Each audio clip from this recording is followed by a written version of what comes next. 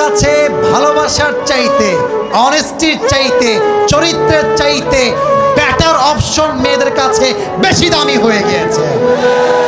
আজকে বলবে তোমাকে ছাড়া বাঁচবো না, কালকে আরেকজনকে দেখে wow this person is the better person than the first one, আরে এ তো আরো দেখতে সুন্দর, আরে এর তো টাকা আরো বেশি। প্রথম জনকে বলবে জান আমার না বাড়িতে কেউ মানছে না গো। এটার নাম হচ্ছে উপরে সদর খা, উপরে ফিটফাট ভেতরে সদর খা। অতএব বাবু যাকে বিয়ে করছো একটু ভেবে চিন্তে করো। আজকালকার মেয়েরা বোরকা পরলে কিন্তু দিনদার হয়ে যায় না।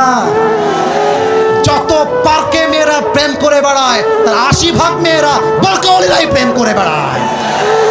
3 নাম্বার কথা বলে শেষ করতে চাই, যেই মেয়ে তোমাকে রাগ করেছেন আপনারা? আচ্ছা আমি কি বানায় ভুল কোন কথা বলেছি প্রিয় ভাইরা? আচ্ছা আমার দিকে একটু তাকাই বলবেন এটা আমার মুখে কি? ডানে আওয়াজ বামে আওয়াজ নেই, এটার নাম কি?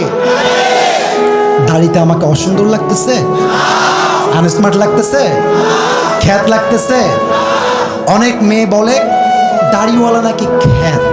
আমি একটা কথা বলেই ফেলছি, যাদের দাড়িওয়ালা পছন্দ না এই সমস্ত মেয়েদের জন্য বিটিএস এর হিজড়া ছাড়া পারফেক্ট অপশন আমার কাছে না। আরে যেই মেয়ে আমাকে দাড়ির জন্য বিয়ে করতে চাইবে না, সোজা কথা বুকের তাপট দিয়ে বলবো সে আমার বাড়ির বউ হওয়ার যোগ্যতাই তো রাখে না রাজবাড়ির। যে আমাকে নবীর সুন্নাহ দেখে বিয়ে করবে, welcome in my life. I will be with you forever. I will be there for you no matter what. তুমি আমাকে নবীর জন্য ভালোবাসবা, আল্লাহর জন্য ভালোবাসবা, accepted. তুমি আমাকে টাকার জন্য ভালোবাসবা, তোমার মতো মেয়েকে আমি 2 পয়সা পরোয়া করি না যুবক।